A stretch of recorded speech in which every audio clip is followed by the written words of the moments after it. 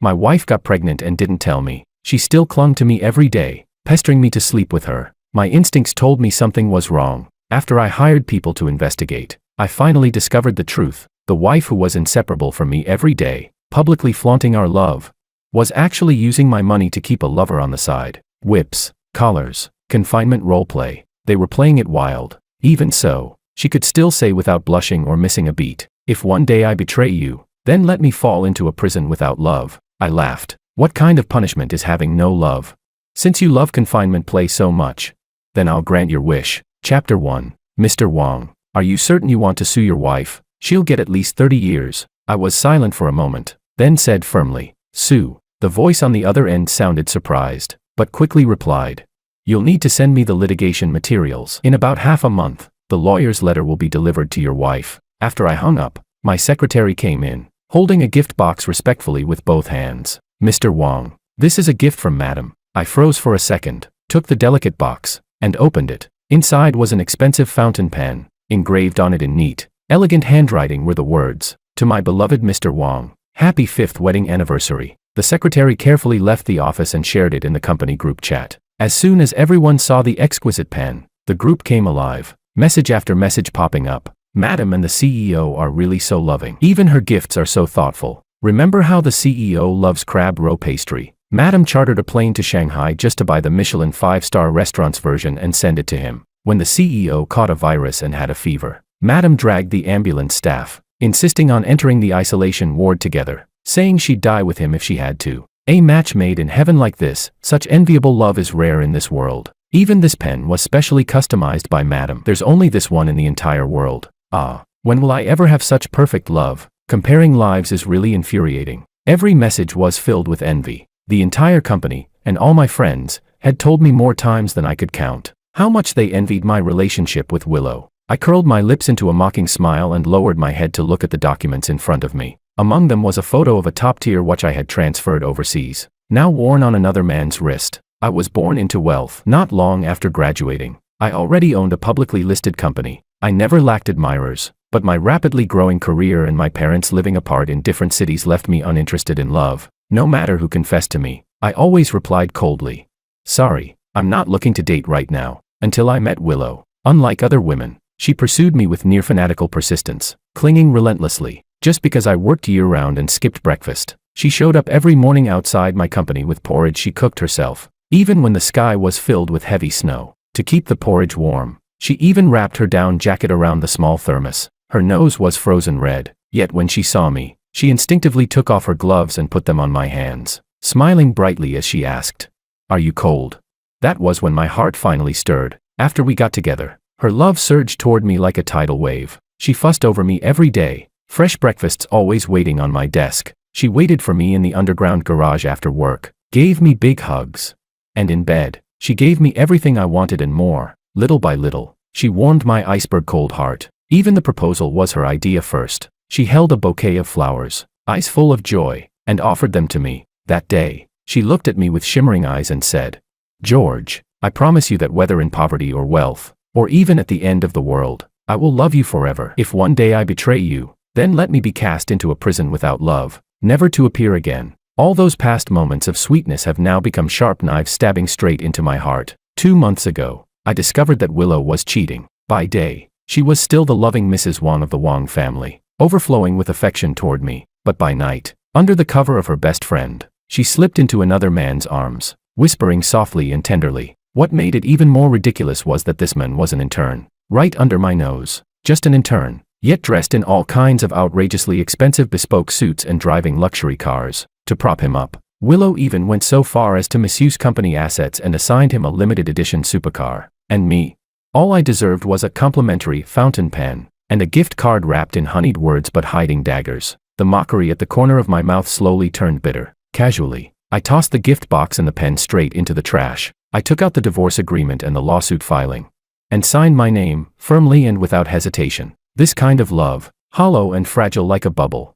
I don't want it anymore. And just as she once wished, I will lock her away forever in her prison. After organizing everything, I sent it all to the lawyer's email. I stood at the entrance of the villa. Before I could enter the password, the door suddenly swung open. Petals flew out in a dazzling shower. Willow was wearing a little deer costume, hopping over and clinging tightly to me. "Happy wedding anniversary, husband," she said coquettishly, her eyes shimmering with affection. "I'm sorry I didn't have lunch with you today. It was all to prepare this surprise. Today marks our 5th year of marriage, so I prepared 61 gifts." She offered her red lips, her gaze deep and tender. "I love you." 1 second more than time itself. I swept my eyes across the room. It was filled with beautifully wrapped gifts, and dishes she had cooked herself. My stomach is weak. In the past, she never allowed the maid to cook for me. Every dish was carefully prepared by her according to a nutritionist's plan, never once repeated. And yet, on her skin were red marks that even thick foundation couldn't hide, and swollen lips that even the deepest lipstick couldn't conceal. My gaze turned icy. I remembered the time I accidentally used her computer for work, and saw her chat history with her best friend,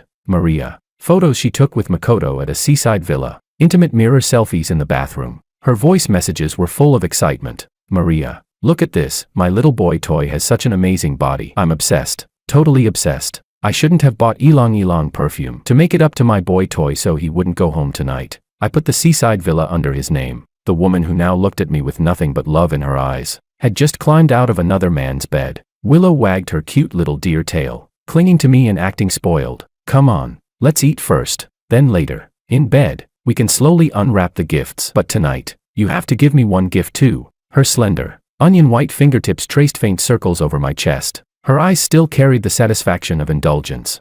Never noticing my complete indifference, she personally served me food, dish by dish. Every single one was my favorite, down to the chopsticks and bowls, all handmade with patterns she knew I liked. I watched Willow flutter around me like a colorful butterfly. I said calmly, "Your gift will be delivered to you in half a month. I hope you like it." Her shimmering eyes trembled slightly as she sat beside me. She picked up food and fed it to me, smiling sweetly. "Anything my husband prepares for me will be my favorite. I can't wait." A chill was hidden deep in my gaze. Yes, 30 years of solitude, a vow finally fulfilled. "You will like it, Willow." Chapter 2. I got out of bed early. Willow was sleeping soundly beside it. Last night, she had worn a gold thread, hollowed-out nightgown, clinging to me, swaying as she begged for intimacy. I didn't touch her. I casually made up an excuse and left. Anything someone else has touched, I find filthy. I saw a message from the lawyer, but immediately after that came another notification. A luxury cruise ticket. I frowned, just about to open it, when Willow rolled into my arms, her bright eyes looking up at me. She said, "Just take it as compensation for you not satisfying me last night. Come travel with me." "Okay."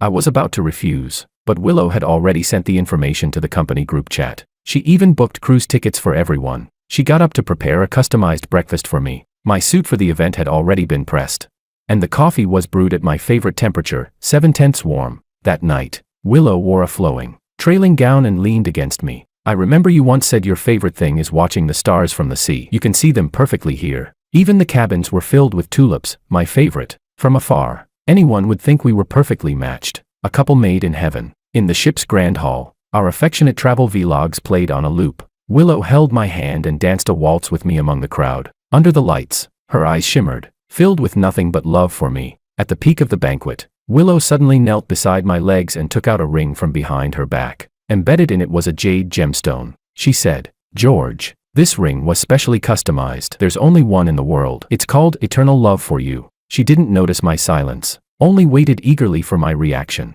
People from the company looked at us with envy, constantly raising their phones to take pictures. The chatter buzzed around us. My God, Willow really knows how to do it, giving her husband a ring. I'm so jealous. Yeah, the flowers on the ship, the scenery, even the champagne, everything is tailored to what President Wang likes. We're witnessing a legend of love. I've become part of their public romance. I'll gladly be this third wheel, please. President Wang and Mrs. Wang, keep showing off and blind us. Knowing I disliked being surrounded, Willow stepped in front of me and smiled warmly at everyone. My husband deserves the very best in this world. At dinner, everyone was seated in the ship's restaurant. Every delicacy on the table was something I loved. Yet I noticed Willow lowering her head to look at her phone, her eyes brimming with sweetness. "It's fireworks." At that moment, cries of surprise rose from the deck, and everyone ran out to watch. Magnificent fireworks lit up the entire sky, bright as day. Makoto stood among us and said smugly, "These are the Star of the Coast fireworks. One show costs 30 million, an hour costs 50 million, and if you want to name it, that's 100 million. This is from my rich girlfriend." Everyone from the company looked at Makoto, their expressions full of ridicule. Someone said, "Makoto, Are you still dreaming in broad daylight? A rich girlfriend. Impressive, lying without even a draft. Makoto looked indignant, but still jutted his neck stubbornly. This really is from my girlfriend. She said she wanted to treat everyone to fireworks. No one took him seriously. They all thought Makoto had lost his mind over wishful thinking. Chapter 3. Suddenly, fireworks exploded across the sky above our yacht, one after another, their reflections shimmering on the sea like brilliant stars. But as the fireworks bloomed, they formed Makoto's name, along with syrupy words of affection. Rosa likes Makoto for 100 years. Everyone in the company was stunned. All eyes snapped toward Makoto at once. In an instant, the entire deck erupted, waves of envy rising one after another. Someone shouted, "Holy hell, following a big shot today really opened my eyes. This is the most expensive fireworks show I've ever seen in my life. They really set off fireworks worth over 100 million. I don't want to work hard anymore. Where did you find such an amazing rich girlfriend? Why can't I ever meet one? My God, I've actually seen a real domineering female CEO. There are only two perfect women like this in the world. One is Makoto's rich girlfriend, and the other is Mrs. Wang from the Wang Group. Let's place bets. Who do you think loves her man more, Mrs. Wang or Makoto's rich girlfriend?" After thinking it over, everyone chose Willow. After all, Mrs. Wang had once barged into an influenza isolation ward for President Wang. That was risking her life. Just then, a voice suddenly cut through the noise on the deck. The bartender walked out from the cabin. "Excuse me, is this Mr. Ito?" he asked. "This is a bottle of Romani Conti worth 30 million, sent to you by your girlfriend. She hopes you enjoy yourself, and she says that you are the one she loves most in this lifetime." Everyone crowded around, looking at him with envy. "I knew it. No wonder you're just an intern but wear luxury watches every day, drive supercars, and never take off bespoke suits. So that's because you've got a goddess-level girlfriend backing you up." Makoto's eyes were full of pride, his tone unable to hide his boasting. "I told you all already, my girlfriend and I are true love." My knuckles slowly turned white, veins standing out along my wrist. On my phone was the information the finance department had pulled up for me. She was that Rosa. 100 million in fireworks, 30 million in wine, and a yacht rented for 3 million.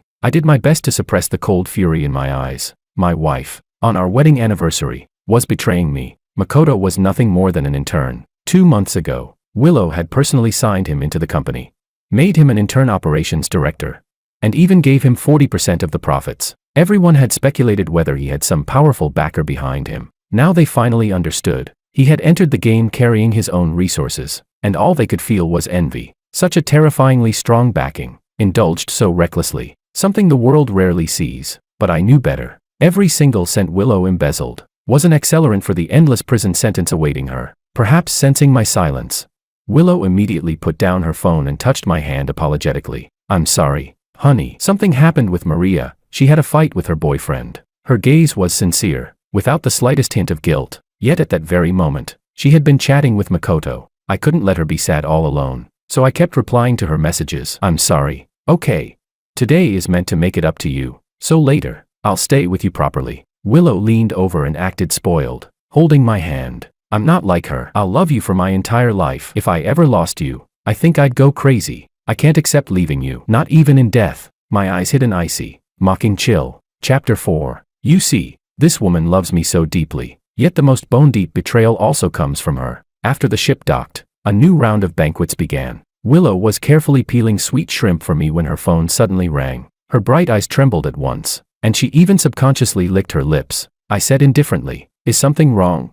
She seemed to struggle internally. After hesitating for a moment, she said, "Maria just broke up and is really upset. She needs to see me right away. Honey, can I step away for a bit?"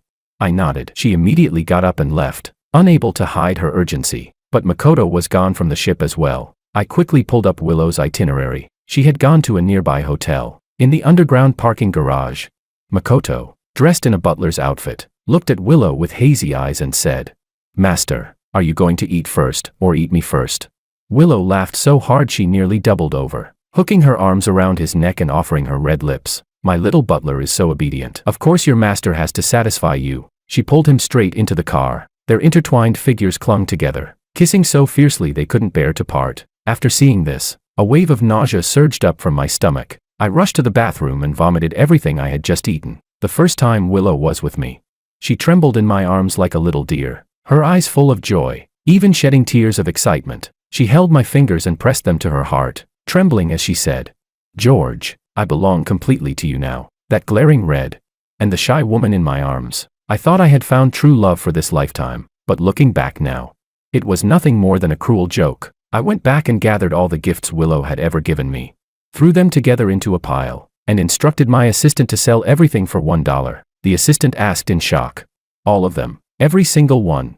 I lowered my head and looked at the photos. They were sent to me by Makoto, complete with captions. The gold thread hollowed out nightgown, Willow, hazy with moisture, used condoms scattered on the table. Makoto wrote, "Did you know? The hollow of her lower back is the most sensitive. She can't take it when I touch her there. We've done it on your bed, in the villa, in your office, on the sofa. My marks are everywhere on her now. She's got more and more positions. Even on your wedding anniversary. Her legs were so weak she couldn't get out of bed. We did it 7 times in one night. Can you manage that?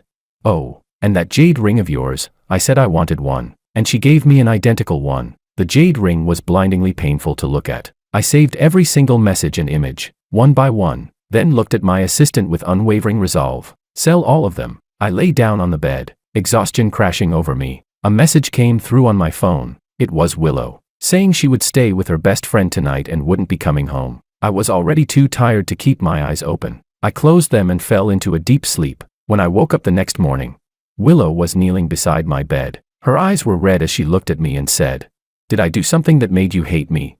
Did you sell everything I ever gave you?"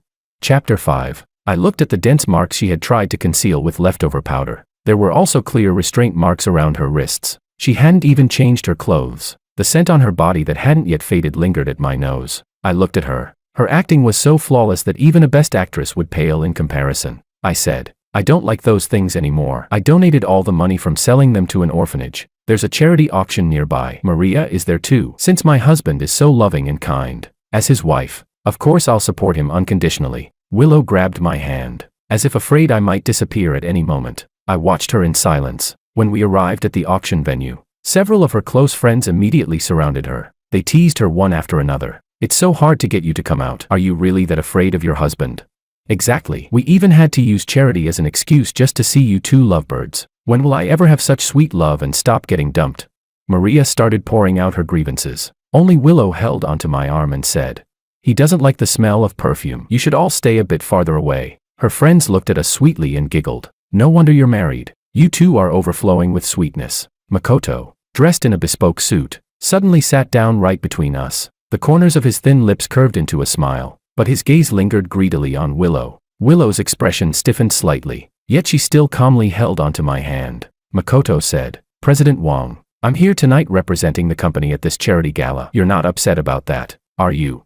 The kids here are really cute. I'm about to have a child myself. In a few days, I'm planning to live stream with the baby's mom to announce the 4D ultrasound photos. Hey, look, this is my girlfriend's ultrasound report." Makoto's face was full of smug pride. The people around him, however, looked confused and puzzled. I looked at the prenatal ultrasound report, then at the anger barely concealed in Willow's eyes. All I felt was cold. After staying for a while, I grew tired. I stood up and said, "I'll be leaving first. Everyone, enjoy yourselves." Willow wanted to leave with me, but Maria stopped her. "President Wong is busy. Give him some space. Stay and keep us company a bit longer." Willow looked at me tentatively. I couldn't be bothered to say another word to her. "You do as you like." The moment I left, Willow's expression turned icy. In front of her friends, she slapped Makoto hard across the face. "Didn't I tell you, without my permission, you're not allowed to talk to George?" Makoto's eyes reddened as he looked at her stubbornly. He said, "I just miss you too much. If I don't see you for even one day, I feel like I can't breathe." He knelt in front of her and placed his hand into her palm. "Don't be angry, okay? I've saved a surprise for you tonight." Seeing his pitiful expression, Willow swallowed and sat back down. One of her friends laughed. "Willow, you're impressive. You've trained him so well. Must feel intoxicating." "Huh? I heard it feels even better during pregnancy. Go try it tonight. Don't be mad anymore. Women live for pleasure anyway. Isn't the one you love most still George?" Chapter 6. Dragging my exhausted body, I closed my eyes and fell asleep on the bed. That night, Willow sent me a message saying she wouldn't be coming home. I didn't care at all. I deleted it casually. Feelings I no longer cared about could no longer hurt me. For several days in a row, Willow didn't come home. From time to time, my phone would receive provocative photos from Makoto. Photos of the two of them deeply in love by the seaside. Photos of them picking out clothes for the baby together. Photos of them wearing rings on their hands. Photos of them sweetly taking wedding photos together. I did nothing but calmly organize the evidence, piece by piece. On the first anniversary, Willow gave Makoto a luxury watch worth tens of millions. On Makoto's birthday in the second year, she gave him 40% of the account's profits. On the third anniversary, she gave him a seaside villa, countless treasures worth billions in total. I cataloged every single one, and packaged them all up and sent them to the lawyer. I began erasing my traces from this house, the photos we had taken together, the things we had bought, the bed we had slept in, anything tainted with someone else's scent. I found it filthy. The lawyer sent me a message. Mr. Wong, the next step requires verification of the original evidence. You'll need to come in person. Do you have time? I put on my coat and went out. Snow was falling steadily outside, the cold biting to the bone. After confirming everything with the lawyer, I walked alone down the street. On the massive screens lining the road, Makoto's live stream was playing everywhere. He was sitting in front of a newly opened pawn shop, inside of which jewels and ancient jade worth fortunes were displayed. Every single piece was dazzling to the eye. He said, "Today is the official announcement live stream for me and the baby's mom." She said she wanted our happiness broadcast on every big screen in the city. She's having severe morning sickness, so it's not convenient for her to live stream. We only recorded a video, but today she's specially giving away 1,000 jade pendants across the stream to celebrate our baby. I looked at the tightly wrapped figure on the screen, dressed in maternity clothes, even though she was completely covered. Those slender hands, that voice I had heard countless times. I recognized her instantly. That was Willow, a blissful Willow, speaking in an impossibly sweet voice. "Hello, everyone. I'm Makoto's wife. Today is the day we officially announce that I'm 3 months pregnant. I hope everyone will bless us with a lifetime of harmony and happiness." In an instant, the live stream exploded, flooded with congratulations wishing them eternal happiness. Suddenly, a Maserati screeched to a stop in front of me. Willow hurried out of the car. The moment she saw me, her eyes lit up. She took my hands and tucked them into her arms to warm them, saying, "Honey, are you trying to make my heart ache? It's so cold, and you're out here alone." Following my gaze, Willow noticed the live stream raffle playing on the big screen. She naturally slipped into my arms, her bright, captivating eyes gazing at me as she said, "If you like these things, I can buy them for you too. You and I are just like this snow filling the sky. We'll grow old together. I'll never leave you." I didn't answer her, only I knew there was no future left between Willow and me. Maybe it was because the snow that day was too heavy. I fell ill with a fever, and lay in the hospital for 3 full days. In my hazy consciousness, Willow stayed by my side every step of the way. "Honey, it's my fault. I didn't take good care of you." She was so anxious that tears kept rolling down her face. Chapter 7. She even instructed the doctors to use the best medication. Every meal was personally delivered by her. I was staying in a VIP suite. Day after day, I remained distant and silent, giving almost no response. On the 4th day, the room was filled with tulips. Even every corner of the hospital was overflowing with them. A nurse looked at me with envy. "Mr. Wong, Mrs. Wong really dotes on you. These flowers are all shipped in from overseas, fresh every single day. I really envy the relationship you two have." She hasn't closed her eyes for days, staying by your side. Willow looked at me with heartache. "As long as my husband is happy, I'm willing to do anything." She stood up and said, "I'll push you out for a walk." But Makoto suddenly appeared in our hospital room. Seeing me, he gave a light chuckle and said, "What a coincidence, you're here too. I'm accompanying the mother of my child for a prenatal checkup. I didn't expect President Wong to be ill as well." Willow's face turned cold as she dragged Makoto out, pointing at him angrily. "Didn't I tell you, you're not allowed to appear near George again?" Makoto's eyes filled with tears. He clutched the corner of her clothes tightly. "Wife, don't be angry. Okay, I just miss you too much. And besides, you're pregnant. I can't feel at ease letting you be out here alone." He placed Willow's hand into his, looking at her deeply. "I brought you a surprise. Don't you want to see it for yourself?" Willow swallowed. After hesitating for a moment, she still couldn't resist comforting him. She told him to wait for her in the neighboring VIP suite. After getting his way, Makoto revealed a satisfied smile and hurried off next door. Willow straightened her clothes, as if nothing had happened, then turned back to me. "George, there are some matters at the company I need to handle. I'll be right back." She gently stroked my hands to reassure me, yet impatiently slipped into the VIP suite next door. I watched the video Makoto sent me with indifference. My wife of 5 years, in the room right next to mine, was entangled in passion with another man. I turned off the live stream. The porridge she had just fed me churned violently in my stomach. In the end, I threw it all up. I handled the discharge procedures on my own and returned home. A few days before the court hearing, I planned to disappear for a while, where no one could find me. Everything in the house had already been completely cleared away. I sat in the rocking chair, watching the sun, taking one last look at this home. At 20, Willow had chased after me, holding a bouquet of flowers and waiting downstairs all night. Those flowers were dried and preserved, and now, they too ended up in the trash. At 21, she made the entire world celebrate my birthday, sending me a full 100 letters woven with gold thread. I threw them all into the fire basin. At 22, Willow planted tulips all over the villa. I had craftsmen uproot them one by one and throw them away. At last, there was not a single trace of me left in this house. On the third day, just as I was about to leave, Willow sent me a message from a restaurant. Today, George's little chef, I made your favorite snow fluff red bean buns. I'm really sorry I haven't been with you lately. I'll come home tonight. I love the snow fluff red bean buns she made most of all. Whenever she made them, it felt as if everything she had done could be forgiven. Chapter 8. On the very last day before the lawyer's letter was sent out, Willow was waiting downstairs in a Lamborghini. She was wearing the dress I liked most. The moment she saw me leave the office, she fluttered into my arms like a butterfly. Honey, shall we go to the seaside villa today?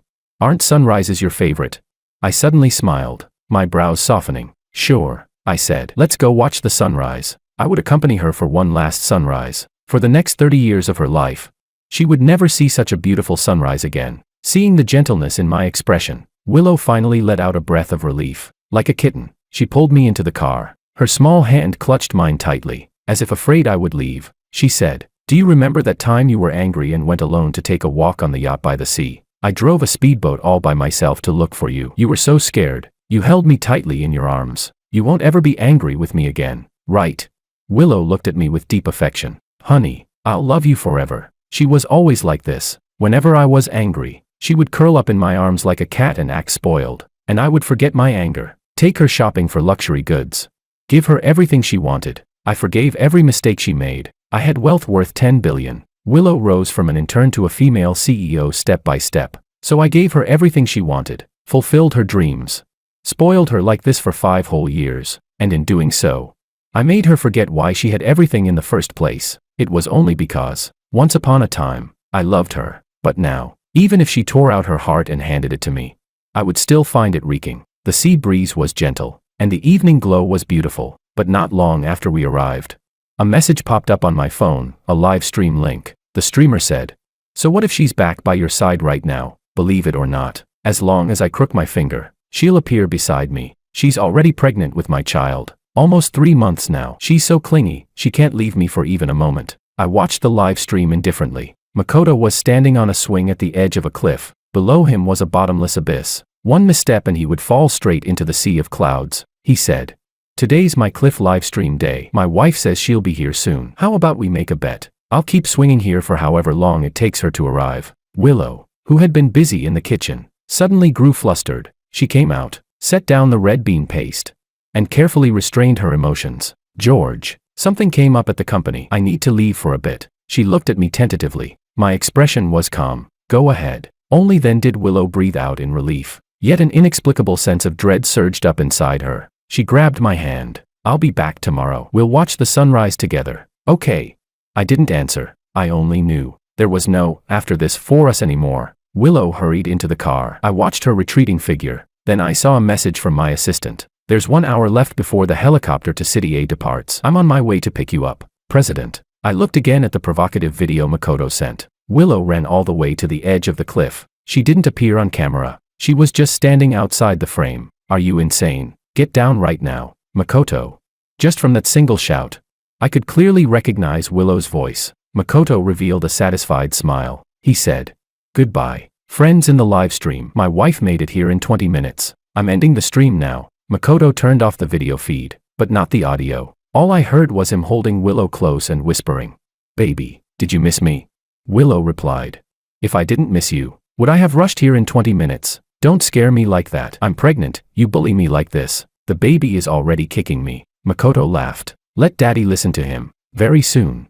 An atmosphere too intimate to describe seeped through the audio, and it was broadcast to me alone. Calmly, I closed the live stream and got into my assistant's car. In less than half an hour, we arrived at the private airport. "President, here's the dinner you need to attend, and there's a 20 billion contract that needs your signature." Before boarding the plane, I sent Willow a message. "I sent you a gift. It'll arrive tomorrow. I hope you like it." She replied instantly, "Okay, anything from you." I'll definitely love. When I get back, I'll love you forever. I didn't reply. The snow outside the window had already stopped. I took out my SIM card and threw it away. I boarded the plane and closed my eyes. Willow, there is no forever for us anymore. At that moment, Willow suddenly felt uneasy and abruptly opened her eyes. Makoto, half asleep beside her, murmured, "It's still early. Go back to sleep." Willow pushed him away, anxiously grabbed her phone. There wasn't a single message from me. Her heart felt like a piece had been torn away. She raised her phone to call me, but instead, a call from an unfamiliar number came in. She answered instinctively. A voice said, "Hello, is this Ms. Willow? We're calling on behalf of Mr. George to formally file a lawsuit against you. The lawyer's letter has already been sent to your email." Chapter 9. Willow stared at the lawyer's letter on her phone, her fingers trembling uncontrollably. Her heart was pounding violently. A lawsuit? Did George discover something?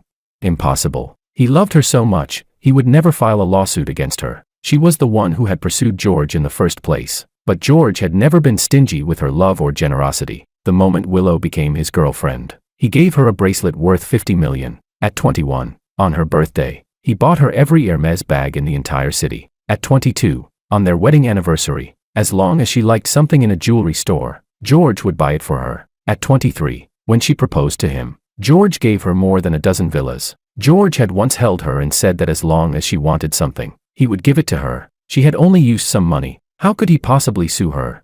Willow's tears welled up. On the verge of falling, Makoto didn't know what had happened. He simply wrapped his arms around her waist from behind and murmured, "What's wrong, baby? Sleep a little longer." It must be because she hadn't been with George lately and had made him angry. She abruptly pushed Makoto away. Her eyes turned cold as she said, "I have company matters to deal with. I need to go back." Makoto looked at her pitifully, tears brimming in his eyes.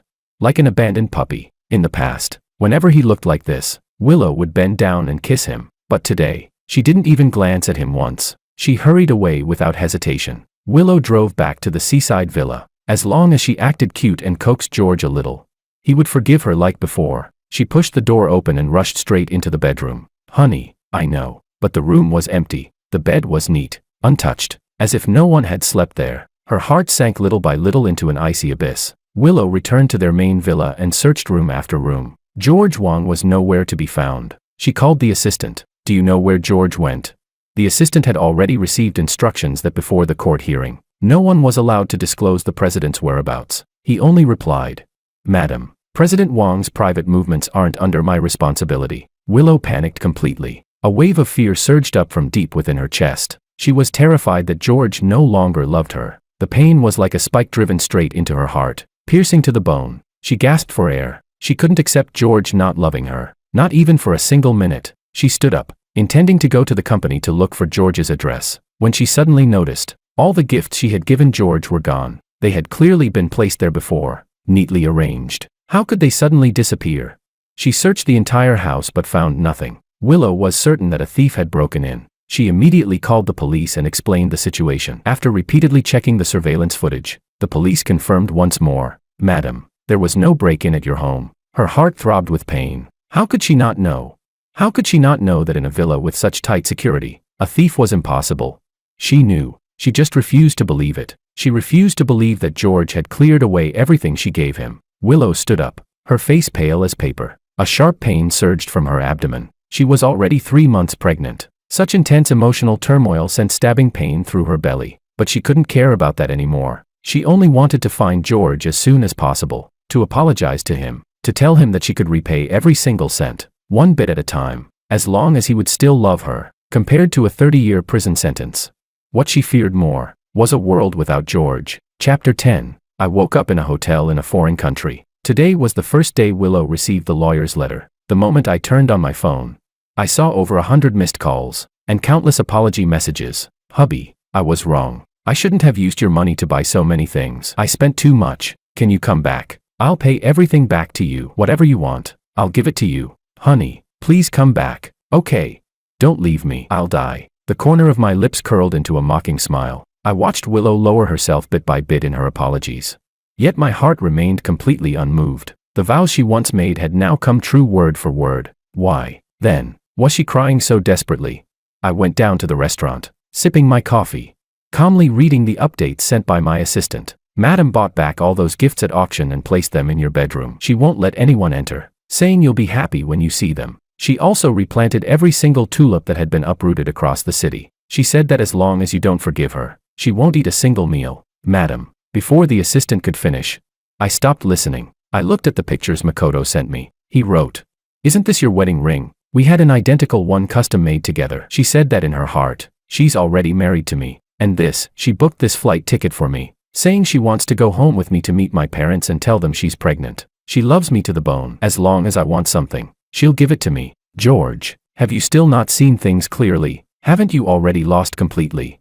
Willow waited from dawn until nightfall. She searched every corner of the city, yet found no trace of me. All she received was a confirmation notice of submitted legal materials. Her nose twitched. At last, she couldn't hold on anymore and fainted. When she woke up, a nurse looked at her sorrowfully and said, "Madam, you lost the baby." Willow clutched her abdomen. The small life that had once been beating inside her was gone, yet there was no sadness at all in her eyes. From the very beginning, Makoto had only been a momentary indulgence to her. After reaching a height others couldn't touch, her circle of friends had all advised her, it was just for fun. Wasn't that what women wanted? A bit of pleasure. The stamina of youth had intoxicated her. She thought it was nothing more than spending a few $100 million to buy happiness. George loved her so much, he wouldn't mind. But the moment the lawyer's letter arrived, Willow felt as if her heart had been ripped out. Looking at Makoto's ingratiating face now, the thrill she once felt was already gone, replaced by irritation. She said, "I'm tired. Can you stop bothering me?"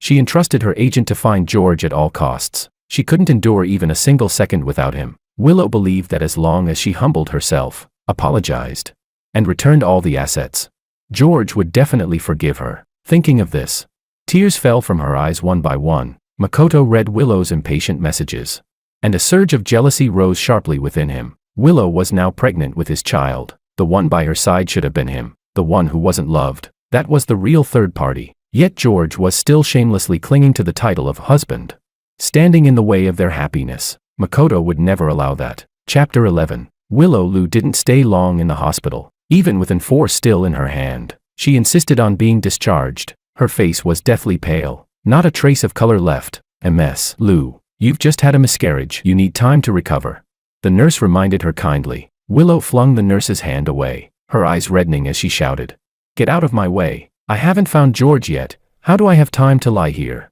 The nurse was startled and didn't dare step forward again. Willow stumbled back home and began combing through every corner, searching for the faintest clue about where George might have gone. But there was nothing, not a single trace. She called her circle of friends one by one, asking about George. They all thought she had gone crazy. "How would we know where your husband is?" Willow's heart slowly turned to ashes. How could she not know? Everyone knew that George was the person she loved most. She was almost always with him, hardly ever apart. Of course she had never let her friends know anything about his whereabouts. But when did it start? When she was constantly by Makoto's side. When she began working late and not coming home, greedily indulging in excitement. When she didn't even spend their anniversary with George. And when did George's eyes begin to lose their warmth, replaced by that distant, icy gaze? Willow felt like she couldn't breathe. Her hands trembled as she unlocked her phone. Unwilling to give up, she messaged every one of George's friends on her contact list, asking about his whereabouts. As long as she knew where he was, she would immediately get on a plane to find him. She didn't care if he hit her, scolded her, or demanded that she return every last cent of the assets. She couldn't accept George not loving her, not even for a single minute. Suddenly, a trending topic popped up. It was about George. Willow hurriedly tapped it open, afraid to miss even a second of news about him. The headline read, "Wang Group President George auctions off anniversary gifts from Mrs. Wang." The topic quickly exploded, flooding the screen with comments. Someone wrote, "I just saw Willow's gifts to George listed again on a second-hand platform. I think one of them is their wedding ring. What's going on? Did they have a fight? And why are they all listed for just a few dollars? Oh my God, what kind of drama is this?" Willow panicked. Impossible. George wouldn't do that. How could he sell the things she gave him again? In a frenzy, she opened the auction platform. His 20th birthday, the first watch she ever gave him. His 21st birthday, the pigeon blood ruby brooch she gifted him. At 22, the belt she personally fastened around his waist. Every item had a starting bid of $1. People flooded in, bidding with a mix of opportunism and curiosity. Some items were even driven up to millions, because their love had once been something countless people envied, admired, and longed to possess. Willow picked up her bank card and checked the balance. There were only tens of millions left. She had spent nearly all of it indulging Makoto, even misappropriating company funds. That was why George had become angry with her. Realizing this, tears fell from her eyes, one by one. She couldn't accept a life without George. She immediately began bidding under an anonymous account, buying back every single gift, even when the balance on her card was completely drained. As long as George saw these gifts again, he would still be happy. Chapter 12. Willow wiped away her tears and replied in the comments section. They're still very much in love. There was no fight at all. Willow loves George more than anyone in this lifetime. But as she typed that line, her fingers suddenly froze. At their wedding, she had once said that in this life she would love only him. If she ever broke that vow, she would be sentenced for eternity to a prison without his love. Willow completely panicked. She couldn't even care about the pulling pain in her lower abdomen anymore. 6 days. There were 6 days left until the court hearing. She had to find George. Outside, heavy snow was falling. She was dressed far too lightly. Staggering along the road, she slipped and fell, blood sliding down from her scraped knees. Through blurred, tear-filled eyes, she sobbed again and again. "George, where are you? George." Suddenly, someone stepped out in front of her. Those leather shoes, so familiar. The wind and snow obscured her vision. "George, is that you?" She threw her arms around him. "George, I miss you so much. George." Makoto crouched down in front of her, looking at Willow, once radiant and dazzling, now kneeling in the snow in utter misery. Jealousy surged violently in his chest. He grabbed Willow's arm tightly, almost roaring, "Look at me, who do you think I am?" Only then did Willow see Makoto's face. Her expression instantly turned cold. She shoved him away. "You're not George. Get away. I'm going to find George." Makoto clutched her arm desperately, tears falling one after another as he said, "Even if I'm not George, even if I don't know what happened between you two, but I love you too. Can't you look at me for once? I'm the child's father too." "The child?" A strange, cold smile appeared on Willow's pale face. She said, "If it's not George's child, what do I need it for? I've already aborted it. Get lost." She used all her strength to push Makoto away. Makoto felt as if his heart had been smashed to pieces. His mind went blank. The child was gone. He had schemed so carefully, all to replace George, to become Willow's husband. He thought he had finally succeeded, that the lavish life of the elite was already within reach, but he never imagined she would abort the child. Makoto trembled as he asked, You really aborted the child?" His eyes were bloodshot as he clutched Willow's arm. "I don't believe it. I don't believe you." Willow didn't want to tangle with him any longer. She shoved him away again. "What are you compared to George? How dare you put yourself on the same level?" Suddenly, a new message popped up, a message from one of George's clients. She hurriedly opened it. "MS Lou, I heard you're looking for news about President Wang. I saw that you bought back all the gifts you gave him. I found your story very loving. It really moved me. If you want to know George's whereabouts, you can contact me." Willow's eyes lit up. She didn't spare another glance at Makoto slumped on the ground. She struggled up from the snow, desperate to go find George, but her body gave out. She collapsed and lost consciousness. Chapter 13. I sat in a French restaurant, sipping coffee as I listened to my assistant's report. He said, "MS Lou went to the hospital and had an abortion. She also bought back all the gifts Mr. Wang put up for sale. She won't allow anyone into her room. She says she's waiting for you to come back. After she was discharged, she insisted on looking for you and fainted in the snow." I looked at the endless apology messages, and the hysterical voice recordings of her crying. My eyes were filled with cold indifference. Belated affection is cheaper than dirt, let alone affection after betrayal. I was the one who had a client send her the address. I was also the one who printed out all of Makoto's provocations and placed them inside that house. Willow, this love was destroyed by your own hands. Now watch for yourself how it rots. Chapter 14. Willow Lou woke up and immediately contacted George's client. She was desperate to learn anything about George. "Hello, Miss Lou. This is Mr. Wang's location. He's staying in room 2020. Once she knew where he was, Willow hurriedly put on her makeup and booked a flight. She wore the white dress she had worn on her first date with George. Back then, George had held her hand and taken her to the largest Hermes store in the city, buying her a limited edition spring-summer dress. The sales associate had said that only 10 pieces were released worldwide, each worth $3 million, and that it also came with a specially customized ribbon valued at $500,000. Her eyes had widened as she carefully tugged at George's sleeve. "This is too expensive." George had only kissed her forehead and said gently, "I like seeing my baby wear the prettiest little white dress, because you deserve the best." Willow sat in economy class, her eyes red-rimmed, but her heart full of hope. She believed that as long as she came to see him wearing this dress, George's love would surely be rekindled. She couldn't wait to see George and endured the long hours until the plane landed. She grabbed her luggage and ran toward the exit of the cabin, but her body, still weak from a recent miscarriage, made her dizzy again and again. Even so, she didn't dare stop for a single moment. She was afraid she wouldn't get to see George. That thought was more painful than death. Some passing passengers recognized her and stepped forward excitedly. "Excuse me, are you Miss Liu? We're your fans. Your love story is so sweet. Could you give us an autograph?" "Me too. I even collected the necklace from your relationship. Please sign for us." In an instant, everyone crowded around her. Willow felt irritated and wanted to push them away. But then she thought, if they found out she had lost George, the internet would explode with overwhelming discussion. And George wouldn't like that. No, that couldn't happen. She wouldn't allow anyone to question her love with George. George loved her. Thinking this, she patiently signed autographs one by one and told them that she and George would grow old together. Only then did the fans leave, satisfied. Once they dispersed, Willow hurried to look for George and finally arrived at the hotel where he was staying. Nervously, she looked at herself in the mirror inside the hotel. Her face looked a little pale, so she quickly took out the lipstick in George's favorite color and applied it. She checked herself again in the mirror, still tense, and then went to the door of the room. With trembling fingers, Willow knocked softly. "George." The door opened automatically. Her eyes lit up. Did George know she was coming and leave the door unlocked for her? She knew George couldn't stay angry for long. She pushed the door open eagerly and shouted excitedly, "Honey, have you forgiven me?" But once inside, the only thing that answered her was the echo of her own voice, and an empty room. Where was George? Her heart clenched. She rushed inside to search, only to find no one there. When she looked up, she saw row after row of horrifying photographs. They were shocking, filthy bed photos. Photos of every night she wasn't there, of him indulging in Makoto's tenderness. In the car, in their villa, in her office. Every single clear frame stabbed painfully into her eyes. Beneath the photos were printed chat records. Willow trembled as she read them, her eyes slowly filling with despair. They read, "Do you know?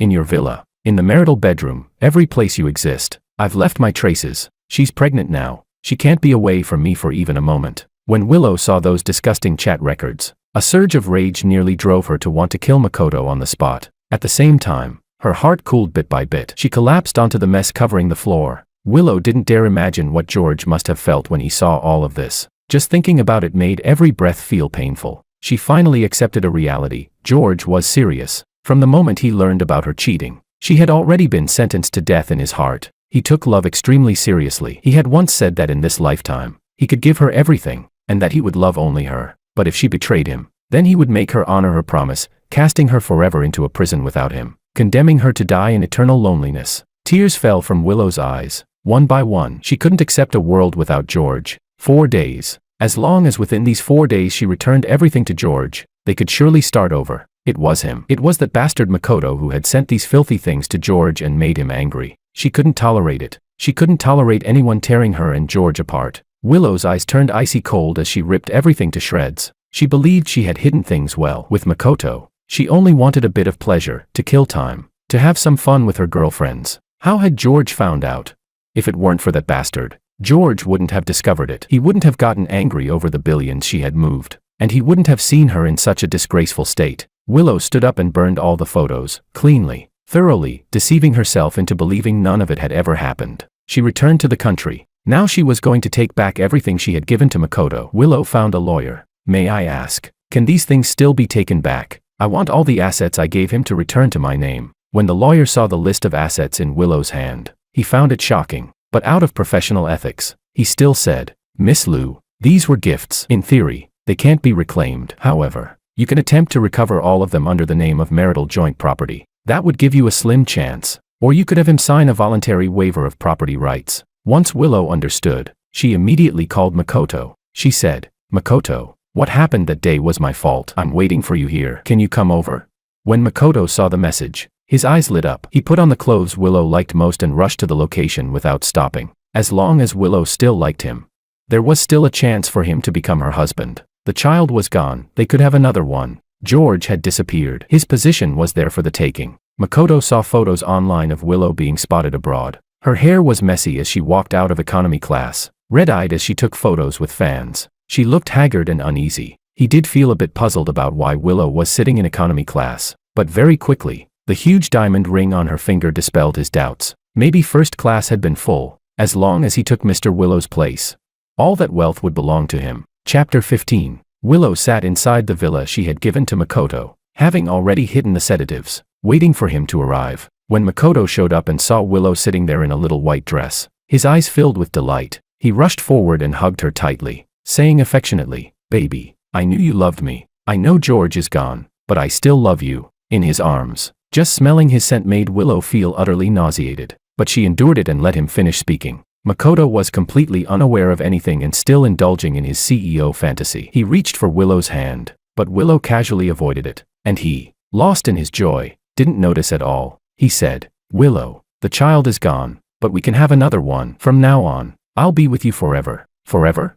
A strange smile lifted the corner of Willow's lips as she concealed the murderous intent in her eyes. A bastard like him, how dare he talk about forever? She eagerly handed him the water she was holding, completely unguarded. Makoto drank it as the sedatives took effect and he gradually fell asleep. Willow took out the pre-prepared voluntary return agreement, grabbed Makoto's finger, and pressed it down. She even imitated his signature. Having obtained everything, joy flickered in Willow's eyes. As long as she returned all the assets to George, he would definitely forgive her. She hurriedly called George, but on the other end, the same cold automated message sounded as always. Willow's heart slowly sank when she thought of those filthy photos being seen by George. Just imagining it made her feel as if a piece of her heart had been torn out. Willow looked at Makoto with venomous hatred. If it weren't for him, if it weren't for this bastard. Her eyes were filled with disgust. She immediately contacted security, had Makoto thrown out, and took back everything she had previously given him. She informed the company that all of his positions were revoked. From that day on, the name Makoto was no longer allowed to appear within the company. Willow rushed non-stop to every notary office where she had registered gifts given to Makoto, reclaiming all the assets. That way, George would forgive her. At the thought of George's forgiveness, Willow's eyes brimmed with happiness. When Makoto woke up, he realized he was no longer in the villa. His car keys, watch, everything on him was gone. Panic set in. He desperately tried to recall every detail, finally remembering that he had passed out in the villa Willow had given him. Just as he was about to call the police, he picked up his phone and received a headhunting notice from the company, along with a share transfer agreement. Stamped clearly on it was his fingerprint. Makoto voluntarily waives ownership of a villa worth 30 million. Makoto voluntarily waives ownership of a pawnshop worth 100 million. Among the remaining 10 entries were notices that Willow had reclaimed all the assets she had given him. Makoto was completely panicked. When had he ever signed these documents? He immediately called his lawyer to question them. "Who authorized you to transfer the assets I own? Who gave you that right?" The lawyer, already used to this kind of unreasonable outburst, replied coldly, "Black and white, sir, it's your own fingerprint. Please carefully look at the signature section of the contract." Makoto saw the red mark still left on his finger. His pupils filled with shock. Chapter 16. It was Willow. Willow did this. Why would she do something like this? Makoto suddenly realized something. After Willow returned from abroad, she had started acting strangely. Could it be that she had seen George, that she was trying to reconcile with him, and that she now knew everything Makoto had done? Makoto looked at the messages and photos he had sent, then recalled the murderous look in Willow's eyes. He knew Willow loved George more than anything. If she found out the truth, she would never let him off. Makoto's first instinct was to apologize to Willow. As long as he did what he had always done before, soften his tone, say a few nice words, tell her that he only did it because he loved her too much, Willow would surely forgive everything. He picked up his phone and called Willow. As soon as the call connected, he hurriedly began apologizing. "Willow, are you angry? I didn't do it on purpose. I just loved you too much. I wanted to completely possess you. George has everything, but I only have you. And I was once the father of that child too." That sentence instantly pierced Willow's nerves. The moment she thought of the child she had once carried, an abomination that had hurt George, she felt like she wanted to die. "Shut up, you bastard. How dare you mention George? I told you before, George is my bottom line. No one is allowed to touch him." Hearing her voice, cold as a glacier, Makoto's heart sank completely. He knew there was no hope of getting the assets back, but what shocked him even more was that Willow was preparing to completely blacklist him. Willow released videos online of him embezzling company funds, as well as footage of him sleeping around with multiple female celebrities. Citing his vile behavior, she made sure he would never be able to appear as an influencer again. In an instant, the entire internet exploded. "I never thought Makoto, who looked so upright and decent, would turn out to be such trash. Yeah, didn't his girlfriend get pregnant, and he was still messing around like that? Oh my god, that's disgusting." For a time, Everyone despised him, verbal attacks, public condemnation, and even deified Willow and George's love story. Makoto suffered relentless online abuse at home. He became like a rat crossing the street, shouted down by everyone. People even threw rotten eggs at his house. He had planned for so long to climb to the top, only to end up completely disgraced. He got nothing. His eyes were bloodshot. Since Willow didn't want him to live, then he wouldn't let Willow live either. Makoto immediately opened his phone and recorded a video of himself, his face pale, tears in his eyes. A trending topic titled, "Willow deceives a small influencer behind Wong Group's CEO's back," quickly shot to the top of the hot searches. Netizens swarmed in to watch the drama unfold. The post laid out a clear timeline. Willow approached me first, said she liked me and wanted to be with me. She gave me many gifts. She said she only married George because he was rich, and that she would divorce him in the future and marry me instead. I stayed as the side piece only because I loved her too much. If you want to know the whole truth, come to my live stream tomorrow. The topic completely blew up across the internet. At first, everyone questioned it. They simply didn't believe Willow would cheat. How much Willow loved George. Every scene of it was etched clearly in their memories. She loved George down to her bones. She would even give up her life for him. How could she possibly cheat?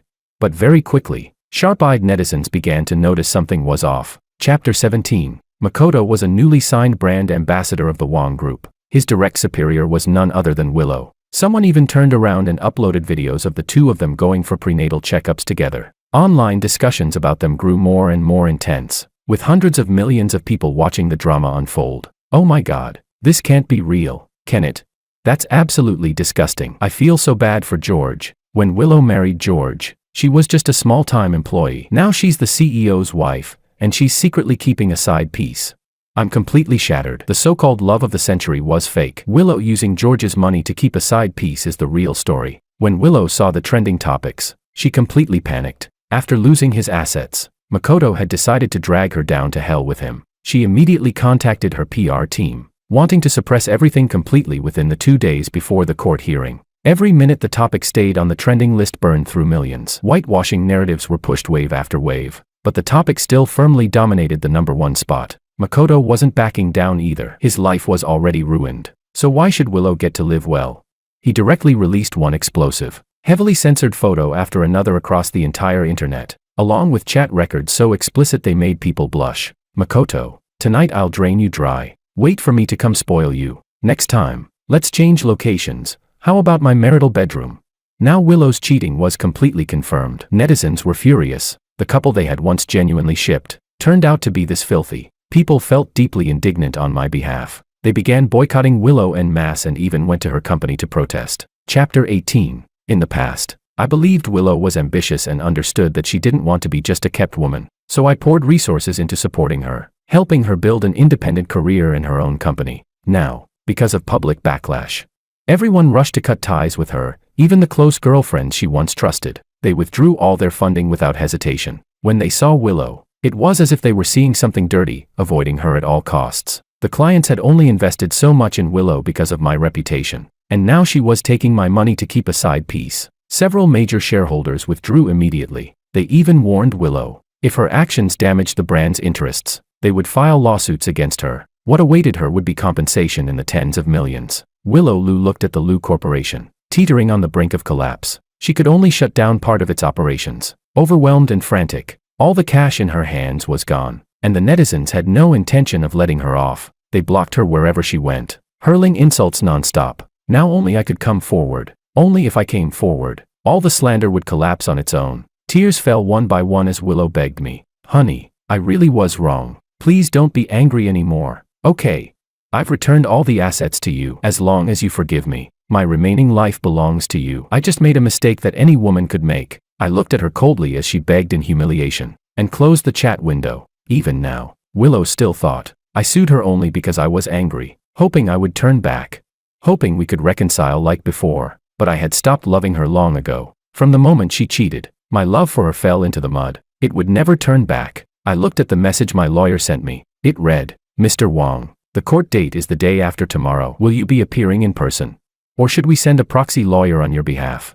I silently chose to have a proxy lawyer appear for me. I would never appear before Willow again. Seeing her one more time would only be a betrayal of the me who had once given everything. After receiving my decision, the lawyer organized the materials and waited for Willow before the hearing. Unable to accept reality, Willow never appeared in court. She couldn't believe it, that I truly didn't love her anymore. No matter how many messages she sent, how many times she cried and begged, I never replied once. Even so, the trial proceeded as scheduled. When the police came to take her away, Willow hid at home in complete panic. Only when everyone saw her being escorted by the police into the courthouse, did they finally realize the truth. No wonder she had so much money to buy gifts for others. So it was embezzlement and tax evasion. George really did the right thing. A woman like that deserves prison. Everyone was watching the verdict. The entire trial was even live streamed online. With all eyes fixed on it, the view count shot up into the tens of millions, nearly crashing the network. At the same time, Makoto was brought into court as an accomplice, as the records of Willow's embezzlement were revealed one by one.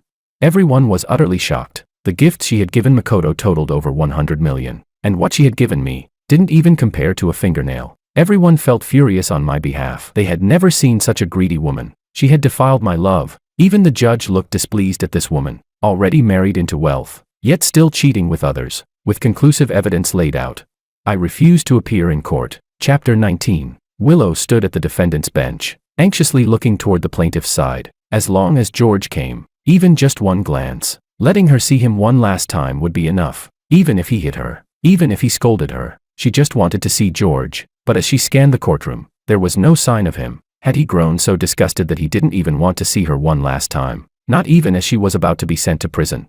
Tears fell one by one as Willow's heart felt as though it were being torn apart. She had lost George's love. George had seen everything online, and that only made him more unwilling to see her. And the one who caused all of this was Makoto. Makoto, also standing as a defendant, was already terrified and panicking. He told the judge he knew nothing, claiming that long-term psychological pressure had driven him to a breakdown. The judge asked whether they had any objections to the evidence. Willow said nothing. She only told the judge that if George did not appear, she would not plead guilty. Only if George told her with his own mouth that he no longer loved her, then even death would be acceptable to her. After days without eating, Willow collapsed in the courtroom. The court had no choice but to adjourn on humanitarian grounds. Willow was sent for medical treatment. Chapter 20. Watching all of this, I felt nothing but ridicule. Things had already reached this point. From the moment she cheated, I had long since let go. Yet Willow was still naively clinging to the belief that I might turn back, holding tightly to her obsession. The lawyer asked me whether I wanted to see Willow. When Willow woke up, she pulled out the 4-needle delivering her nutrients. She contacted her lawyer, and at the same time contacted the entire Liu family. They bailed her out, and also bailed Makoto out. The total bail amounted to 500,000. The next day, they disappeared without a trace. I still had no intention of seeing her. Someone I no longer loved. Seeing them even once was unnecessary. My business in Country Y had already concluded. I stayed at the estate under my name. I sat on the open-air balcony, drinking tea. I used to think that once Willow became pregnant, I would take her traveling everywhere. I had bought hotels in 30 different countries. From each hotel, you could see the most beautiful scenery. Back then, I truly wanted to spend my entire life with her. But now the scenery was still there. Only the people had changed. I knew she had been released on bail, but the trial would proceed as scheduled. What awaited Willow was a lifetime with no visible end. Chapter 21. In the few remaining days she had, Willow still hadn't given up searching for George. After deducting the bail money, she had almost no funds left. She could now only live in the very last house she owned. All the others had been auctioned off. In a hotel room, Willow anxiously flipped through photos one by one, trying to find any clue to George's whereabouts. She just wanted to see him once more before going to prison. Even just one glance would be enough. Makoto curled up in the corner, looking at Willow in terror, shouting loudly, "You're crazy, you're a lunatic." After bailing him out, Willow had actually locked him in a cage. His hands and feet were bound. The house she was staying in was by the seaside, completely isolated. She didn't even give him food or water. Like a dog, he was locked in that cage for 2 days. Makoto suffered inhuman treatment. Willow either beat him or cursed at him, burning him with cigarette butts, smashing him with wine bottles. He lost consciousness countless times, yet whenever he woke up, the wounds on his head had already been bandaged. Makoto's nerves finally snapped. He screamed for Willow to let him go. He would rather go to prison than be tortured to death here. Annoyed, Willow hurled a glass of water at him. The freshly bandaged wound started bleeding again. She stared at him with venomous hatred and said, "Shut up, if it weren't for you. If you hadn't sent those photos to George, he would still love me. He would still love me." Tears fell one by one as Willow thought of George. Her heart ached with every beat. Makoto was so frightened that he didn't dare speak anymore. Sobbing softly inside the cage, Eventually, he passed out. Willow ignored him. She continued flipping through the photos, one by one, until finally, in the far corner of one photo, she saw George's back. It was on a street in Country Y. Tears streamed down Willow's face. She was finally going to see George. As long as she could see him once more, as long as he still loved her, even going to prison, even dying, would be worth it. Willow tried to use her ID to buy a plane ticket, but her passport had already been blacklisted. She couldn't get a visa. She had no way to leave the country. Anxious like an ant on a hot pan, she spun in circles. In the end, she made a bold decision. She would take long-distance buses across borders, no matter what. She would find George. Chapter 22. The long-distance bus heading overseas required 2 days and 2 nights of travel. Willow hurriedly got on board. 2 days and 2 nights on the road. By the time she arrived at the 5-star hotel where George was staying, she looked like a vagrant, stumbling along in exhaustion. The hotel staff looked at this barely standing woman. As soon as she came close, there was a sour, unpleasant smell, but she was still wearing luxury brands. Suppressing their discomfort, they asked politely, "Excuse me, is there anything we can help you with?" Only then did Willow realize how disheveled she looked. She felt a bit embarrassed. If George saw her like this, he wouldn't like it. She said, "Hello, may I use your bathroom? I have money." Willow hurriedly pulled out cash, perhaps thinking she was a woman who had encountered something terrible. The front desk staff looked at her with pity. "Please follow me." They opened a room for her. Willow rushed straight into the bathroom. She took a shower with the hottest water possible. She scrubbed so hard she felt like she could peel her skin off. She just wanted to tell George she wasn't dirty. She really loved him. She hadn't touched Makoto again. After changing into a small dress, Willow nervously applied lipstick and went to the front desk to ask, "Excuse me, is Mr. George staying here?"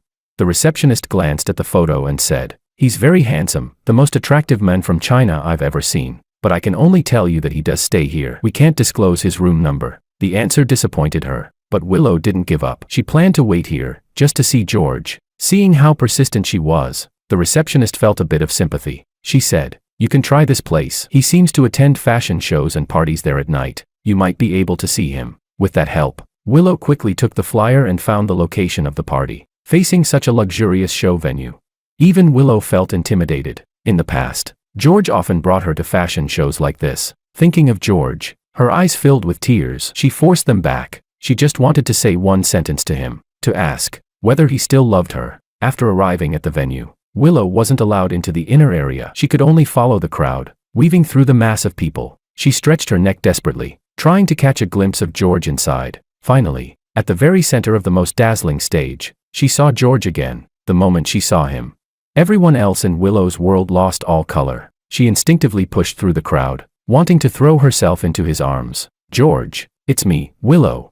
Before she could finish, she was blocked by a group of people. "Sorry, miss. This area is restricted. You can't go in." Willow seemed unable to hear them. She stared at George's retreating figure and shouted, "George! George is leaving.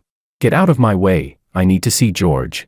She tried to crash past the bodyguards, her eyes locked tightly onto the men she thought of day and night. Her heart was about to leap out of her chest. "George, I was really wrong. As long as you forgive me, as long as you forgive me, I'll do anything." Just as Willow was on the verge of breaking down and rushing forward, she saw a scene that made her pupils violently contract. She couldn't believe it. A stunningly beautiful woman smiled gently and reached out, hooking her arm through George's. Chapter 23. Vaguely, it felt like I heard someone calling my name. I was just about to turn around and look, when Anna's voice interrupted me. "George, thank you for coming to my show." I lowered my head and looked at Anna. My childhood friend had grown up. I still remember when I was little. My parents divorced, and I became the byproduct of their failed marriage. Whenever they argued endlessly over who should take custody of me, Anna would climb in through the window. Her small body would stand in front of me, like a little beast baring its teeth, protecting me. "If you don't want him, I do." She took me to eat at her house, let me sleep there. Back then, I was often bullied. She would fight for me in kindergarten, then look at me with a face full of bruises and a bright smile. "I don't hurt. You eat the candy." Everyone knew that wherever I appeared, Anna would definitely be there. She was always the first one waiting for me after class. She brought me my favorite snacks. She even walked with me from South City all the way to North City, just because the stars by the river were the prettiest. I would go crazy with her too. We went to snowy mountains together. That kind of life lasted from when I was 5 until I was 18. After graduating from high school, we went to different cities. From then on, we only contacted each other occasionally, until the last message. She asked me, Do you really have to get married? I didn't understand. I just thought Anna felt I was marrying too early, that she was sulking. So I replied, when you get married, I'll give you a huge red envelope and be your family's backbone. Let's see which bastard dares bully you. Anna only replied with one sentence, wishing you happiness in the future. After that, we never contacted each other again, until she found out I had come to Country F. She dropped everything and rushed to this country without hesitation. Using a fashion show as an excuse, she invited me to attend, but I was no longer a teenager, after going through a marriage that left me physically and emotionally exhausted. And now seeing Anna look at me with such hopeful eyes, every element of the show was something I loved, something tied to memories of her and me. The swing set we played on together when we were 5, the starry sky we watched together at 14, the first ballroom dance we shared at 16, our graduation photo at 18. How could I not understand her feelings? But I couldn't respond to such burning affection right now. Someone who had just crawled out of a swamp. Even sunlight could burn them. This show is beautiful, I said softly. You've grown up, Anna. Anna pressed her red lips together and didn't let go of my hand. She said, George, how are you still the same as when we were kids? Is that all you know how to say when we meet?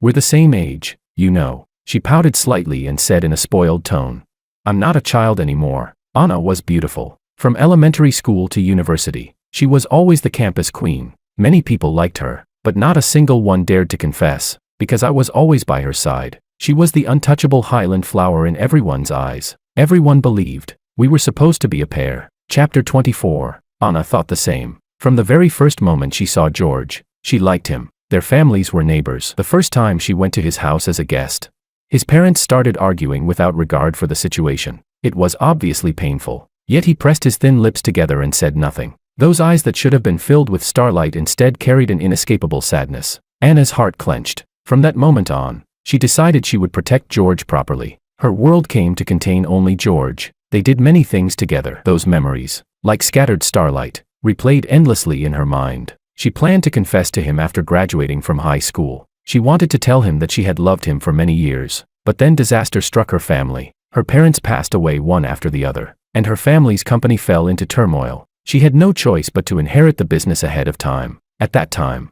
Anna couldn't tell George. She wanted to stay by his side for a lifetime, but the bouquet filled with her love was never given to him. She thought, once she settled everything, she would go find him immediately and tell him everything. Anna loved only George in this lifetime, but what she received instead was the news of George's marriage. She asked George whether he could choose not to marry. George, just like before, only treated her as a friend. Smiling, he said he would give her a big red envelope. Anna's heart hurt as if it were being cut by knives. From then on, she withdrew from George's world. As long as he was happy, that was enough for her. But George wasn't happy. Anna learned everything from the internet. Every detail made her heart ache to the point of suffocation. The men she had thought about constantly, the one she hadn't been able to forget for 20 full years, his wife, had hurt him like this. At that thought, a layer of frost formed in Anna's eyes. She would not allow anyone to hurt George. No one. Chapter 25. I sat on the top floor while Anna skillfully brewed coffee for me. 8/10 hot, just how I always drank it. In the past, Anna had always taken care of everything for me, down to the smallest detail. She used to follow behind me like a little tail. But now, she stood shoulder to shoulder with me. There was a different kind of emotion stirring in my heart. George, Anna said softly. Tomorrow I want to walk around Country Y. It's my first time here. Can you accompany me? Anna wasn't in a hurry. She knew the men in front of her still hadn't smoothed out the scars in his heart. She had time. She could wait. I saw a trending topic on my phone, news that Willow was suspected of leaving the country. She was sitting on a long-distance bus. After not resting properly for a long time, she leaned against the window, her eyes filled with anxiety. That bus was the only route here that didn't require a passport. I knew Willow was here too, but even so, I no longer wanted to see her, not even if there was a 1 in 10 chance. I put down my phone and said, since we haven't seen each other in so long, why don't we go back to our hometown together and take a look? Anna replied, why not leave today? She was excited inside, but she also noticed the unease on my face. Her gaze had been on me since childhood. How could she not know what I was thinking? She understood every look in my eyes. While I stepped away to use the restroom, Anna asked her assistant to investigate. Very quickly, the assistant found everything. The assistant said, Willow, Mr. Wang's former wife, appears to have arrived in Country Y. At those words, a chill surfaced in Anna's eyes. She would never allow anyone to hurt George. No one was allowed. Anna said calmly, find out where she is right now. I want to meet her. Chapter 26. Willow wandered onto the street in a daze, constantly trying to reassure herself. No, that was just a staff member. Just an etiquette hostess standing beside George. George wouldn't fall in love with someone else. Willow decided to go back to the hotel to wait for George. She would wait for him no matter what, apologize to him, tell him everything. She only hoped that he could tell her one thing, that he still loved her. As long as she still had his love, she could hold on to it and live through the loneliness of the rest of her life. But if she lost George's love, she would go mad. When she arrived at the hotel entrance, she didn't dare go upstairs. There were only a few thousand left on her card. The cheapest room in this hotel cost $5,000 a night. Back then, when George took her to stargaze, they stayed in the presidential suite. One night cost over $100,000. Because she liked it, he had rented it for an entire year. She liked eating Arctic bluefin tuna, the most tender belly cut. She liked lychees every day. The fruit platter on the table held a Zhengqing guava lychee worth $550,000 per piece. George, who loved her like that, how could he possibly bear to let her have nowhere to stay?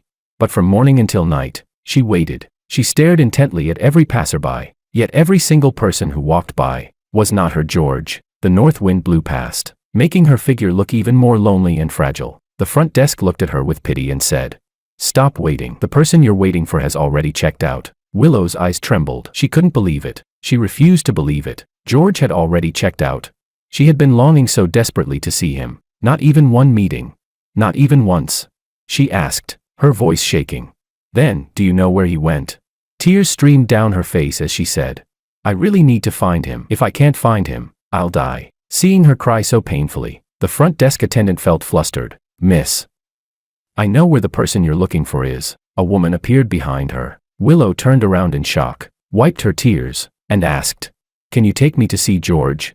The woman nodded. A spark of hope rose again in Willow's heart. She couldn't stay here much longer. In 2 days, it would be her second trial. If George was willing to see her, she still had a chance. Nervous, she tidied herself up in front of the mirror, trying her best to look presentable. She followed the woman into a car. When Willow saw the Rolls-Royce, the corners of her lips lifted slightly, her eyes lighting up. It was George's car. George couldn't bear to let her freeze here. He was no longer angry, thinking that Willow couldn't wait to see him. Like a bird finally about to be redeemed, led by the woman, she arrived at a private room. The moment she stepped inside, she eagerly looked in and cried out cheerfully, "George, I finally..." But before she could finish her sentence, she saw that there was only a woman inside. Her heart clenched instantly. It was the woman she had seen during the day, the one holding onto George's arm. Willow's smile vanished. She stared at the woman, her gaze fixed and sharp. "You're the one who asked me out. Where is George?" Anna looked at the pale, lifeless woman before her. Dry hair, no vitality left. There was none of the radiance she once had when she married George. George had placed her at the very center of his heart, yet she had betrayed him so easily. The thought made Anna's chest ache. She said calmly, "George won't come to see you." Anna continued coldly, "Have you still not accepted reality? George went to Country F because he didn't want to see you today. He appeared only because I invited him. He knew you were here, so he chose to leave. At this point, do you still not understand? He doesn't love you anymore. Stop bringing trouble into his life." Chapter 27. Anna's words were like countless fine needles, piercing into Willow's heart one by one. The pain was so intense she could barely breathe. Willow's eyes were bloodshot as she shouted, "Who do you think you are, meddling in my relationship with George? Right now, I won't believe anyone except George. You're just jealous of me, that's why you don't want me to see him." Looking at this hysterical woman, Anna felt nothing but coldness. Cheating only has 0 times, or countless times. She kept saying she loved George, but what she was truly clinging to was nothing more than obsession. And the lavish life of being a wealthy wife she couldn't let go of. "Jealous of you?" Anna felt as if she had just heard a joke. She said calmly, "Jealous of your affair blowing up all over the internet? Or jealous of you, already disgusted by George, still shamelessly throwing yourself at him? You don't deserve George's love." Anna added indifferently, "Before your verdict comes down, don't disturb George online again. Otherwise, I won't let it go. And private border crossing before sentencing can add another 10 years. Willow's entire body trembled. She would not allow anyone to question the love between her and George. She cried out, "I don't allow anyone to doubt George's love for me. No matter who you are, I will find George. He's just angry with me. He won't stop loving me. A cheap woman like you doesn't deserve to mention George." Anna looked at her and knew this woman wouldn't give up until she hit rock bottom. She picked up her phone and gave her assistant a look. The secretary immediately restrained Willow. Anna said coldly, Shut up and listen. Seeing the secretary's sharp gaze, Willow stopped struggling. She could only stare ahead, motionless. When Anna opened George's contact page, her brows softened, her expression gentle. She dialed George's number. George. Anna. Hearing George's voice, Willow's eyes shook violently. Instinctively, she tried to lunge forward to grab the phone, but the secretary held her down firmly, leaving her unable to resist. Her mouth was covered. Tears streamed down her face. It had been so long since she had heard George's voice. She listened carefully. Even one sentence would be enough. Just hearing his voice made her heart feel as if it were about to stop. Anna said softly, George, the lawyer hasn't been able to reach you. Tomorrow is Willow's court hearing. Do you want to see her once? On the other end of the line, George answered without the slightest hesitation. No. From the moment I prepared to sue her, I stopped loving her. Everything she's doing now is just for her obsession. From now on, I don't want to hear any more news about her. Anna, I know you care about me, but don't mention her again in the future. After gently saying goodbye and hanging up, Anna looked at Willow coldly and said, Did you get the answer you wanted? George already gave you the greatest dignity. It's you who didn't know your place. Don't appear in his world again. The secretary released Willow, watching indifferently as she collapsed onto the floor. She sat there, completely limp. George's words, every sentence, every word, were like the final gallows of death.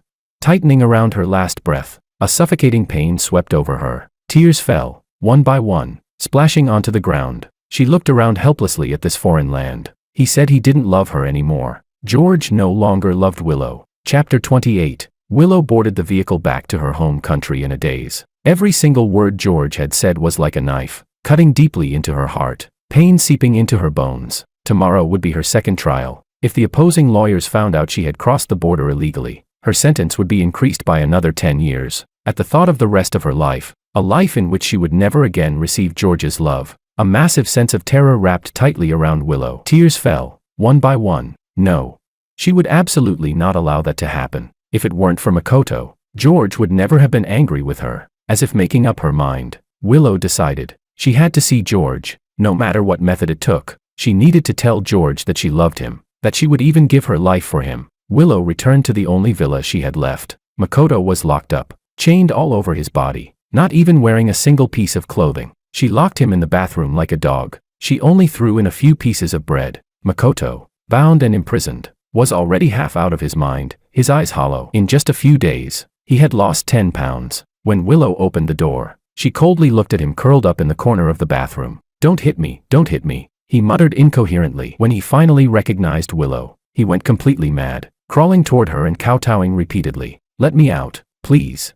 I shouldn't have seduced you. I shouldn't have been greedy for your money. I shouldn't have provoked George. I was wrong. As long as you let me out, I'll do anything. I'm begging you. I'm really begging you. Makoto clutched Willow's leg tightly. Driven by his instinct to survive, he slammed his head against the floor until it bled. He had truly been wrong. Willow was a madwoman. Completely, utterly insane. Willow looked down at him, her eyes filled with disgust. She grabbed Makoto by the hair and said coldly, You want to get out? Makoto nodded frantically through tears. He didn't dare anymore. He just wanted to live. She said, Fine, I'll let you out. As long as George comes back, I can spare your life. Willow's voice sounded like a ghost crawling out of hell. Makoto felt his scalp go numb. His eyes filled with terror. Madwoman, you're a madwoman.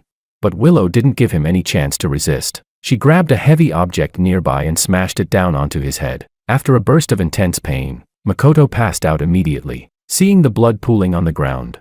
Willow didn't care at all, as if whether Makoto lived or died no longer mattered. All she wanted now was to see George. At the thought of seeing George again, Willow couldn't help feeling excited. She hurriedly fixed her makeup and reapplied her lipstick. She dragged Makoto out onto the terrace and turned on a live stream. Her live stream instantly shot to the top of the charts. Everyone was following her case, wanting to see what she was planning to do now. Willow smiled strangely. She pulled away the blanket covering Makoto. There lay Makoto, bound and unconscious on the ground, blood still flowing from his head. She said, George, can you see this?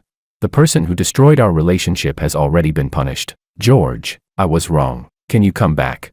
Seeing Willow's abnormal state, viewers in the live stream felt she had completely lost her mind. Even though they hated Makoto, they couldn't just watch someone actually die. People started calling the police en masse. The police quickly took notice of the situation and immediately dispatched officers. But Willow seemed to know they were coming. She calmly faced the police, pulled out a sharp knife, and pressed it against her own throat. she said. If you want to save these 2 lives, bring George to me. Otherwise, what you'll get are 2 corpses. Willow's mental state was extremely unstable, so they had no choice but to contact George, hoping that George could calm her down. Chapter 29. When I received the call from the police.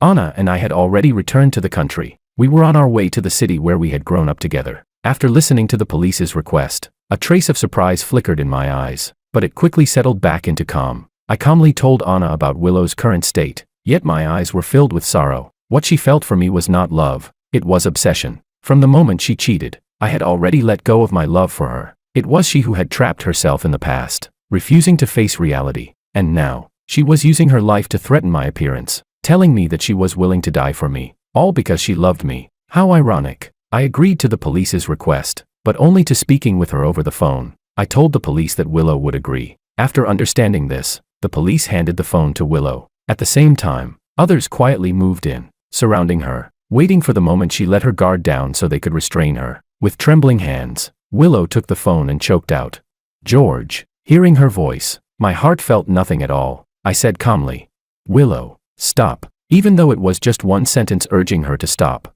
she couldn't help but cover her mouth and break down in tears. Too long. It had been far too long. She had finally heard George's voice again. She said, "George, I was wrong. I was really wrong. Please forgive me. Let's start over. I'll do anything you ask, as long as you forgive me. I've already punished Makoto." But before she could finish, I interrupted her. I asked, "Do you really think we can go back to the past?"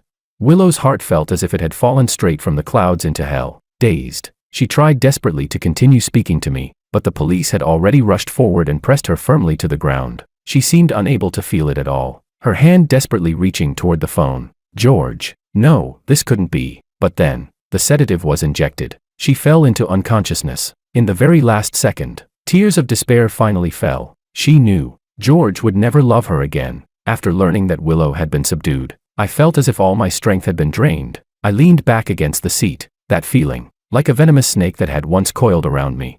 A love I had already put down, had finally brought me true release. Anna looked at me with heartache. This man's sincerity had been trampled on. Not even a shred of dignity was left. How could she not feel pain for someone like George?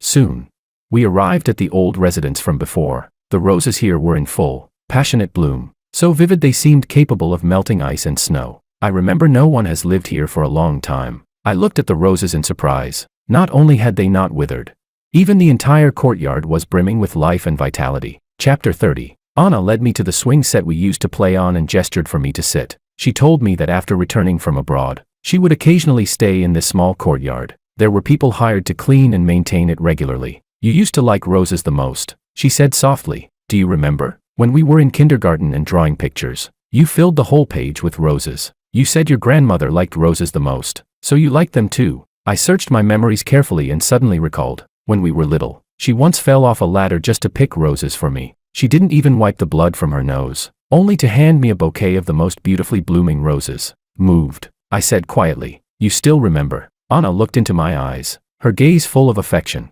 "Everything about you, I remember it all." On countless nights after leaving, she had taken those memories out one by one. No one knew how many times she replayed them in the depths of the night. Anna rested her hand gently on my arm and said, "George, I know you need time. I'm not in a hurry. I just want you to know that wherever you are, I'll always be behind you, staying with you." I looked at Anna. It felt as if I could hear the sound of glaciers melting. Anna accompanied me again, walking the streets we used to run through when we were 5, sneaking into the amusement park we loved at 10, drinking the coffee we first tried at 14, returning to the bar where we danced at 18. Standing beneath fireworks that filled the sky, Anna looked at me with love rippling in her eyes. At last, she handed me the love letter she should have given me at 18. She said, "George, I've liked you for a very long time. I liked you the first time I saw you at 5. I liked you in the past. I like you now, and I'll like you in the future too." That night, I think I heard the most beautiful love confession in the world. Chapter 31. After Willow regained consciousness, she was transferred to the highest court for illegal detention,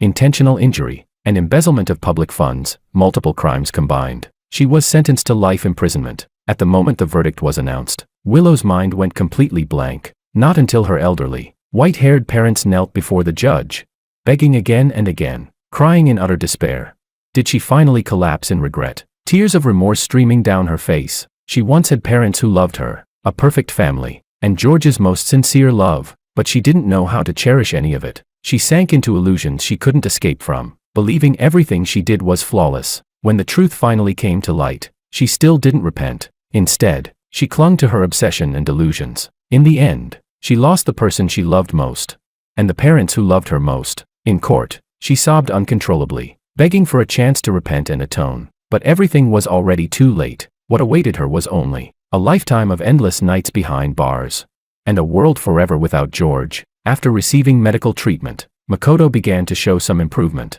but the prolonged imprisonment and heavy blows left him permanently paralyzed from the neck down. Aside from eating and drinking, he had lost even the most basic ability to take care of himself. At first, he stayed at his sister's home, but the daily beatings from his brother-in-law and the cold disdain in his sister's eyes became unbearable. Finally, one day, using only his mouth, he tied a rope around himself and ended his life. When people heard the news, there was a moment of sighing and reflection. He once had a promising future, but he tried to reach the sky in a single step. In the end, all he gained was the bitter fruit of his own actions. Chapter 32. After receiving the verdict, I felt little emotion in my heart. All the disputes and entanglements of City A no longer had anything to do with me. Everything in the past felt like a dream, carried away by the wind. Looking at the petite, lovely person in my arms, the corner of my lips curved into a faint smile, and I instinctively pulled her closer. When Anna woke up and saw me beside her, it felt unreal, as if she were still dreaming. She snuggled into my arms coquettishly, holding me tightly, as if afraid that I might leave. I couldn't help but tap her forehead lightly. Stop holding on so tight. I'm not going anywhere. Anna ignored me completely. Like a little kitten, she clung to me and said softly, I waited for you for a full 20 years. I'm not letting go. You're the greatest gift heaven ever gave me. I laughed softly, and warmth once again filled my eyes. Anna knew that City A held too many painful memories, so we decided together to settle abroad. When I returned to City A, I was busy transferring assets and shares. Anna went to the prison to see Willow one last time. Perhaps she didn't really want to go, but that day, when she returned, Willow's mother had knelt in front of the villa, begging only for a letter of forgiveness from me, hoping it could reduce Willow's sentence. Anna didn't want to put me in a difficult position. She only told Willow's mother that she could go see Willow on my behalf, to let her reform properly inside, and perhaps have her life sentence commuted to a fixed term, so that the rest of her life might at least have some consolation. When Anna saw Willow, there was not a trace left of her former elegance. She had grown so thin she was nothing but skin and bones. Seeing Anna, Willow became agitated and said, Did you come to laugh at me? Anna's eyes held only pity. She said calmly, You brought all of this upon yourself. You're not even worth me laughing at. Anna didn't want to see her remain so stubbornly obsessed. She simply placed the scarf she was holding in front of Willow. This was knitted stitch by your mother. She asked me to bring it to you. She knelt outside the villa for a long time, just for you, her only daughter. Reflect properly while you're in prison. How you live the rest of your life is your own choice. Willow stared at the scarf, woven with painstaking care, and finally broke down in tears of anguish. Anna didn't linger. She drove back to the villa, where I had already finished handling everything. When she saw the gentle look in my eyes, it felt just like the first time she had seen me when we were 5. She threw herself into my arms. Anna bought a villa with the best view and gave it to me. From there, you could see the sea at sunrise, and the city lights at night. She would accompany me to the Arctic glaciers, and also to the vast grasslands of the Great Desert. We watched the golden sunlight-crowned snowy peaks, and traveled together to the mysterious Hozil. Crossing uninhabited lands meant only for the two of us. Anna accompanied me to every place, to see every landscape. 3 years later, at the fashion show where we first reunited, the venue was filled with crystal roses, symbolizing a love that would never wither. I knelt on one knee, took out a ring, and reverently placed it on Anna's hand. I asked, Anna, will you be my wife? Anna threw herself into my arms in excitement, tears of joy streaming down her face as she cried, I'm willing. We kissed beneath the setting sun. From then on, 3 meals a day and the turning of the 4 seasons. Just the two of us, together from dawn to dusk, day after day, night after night.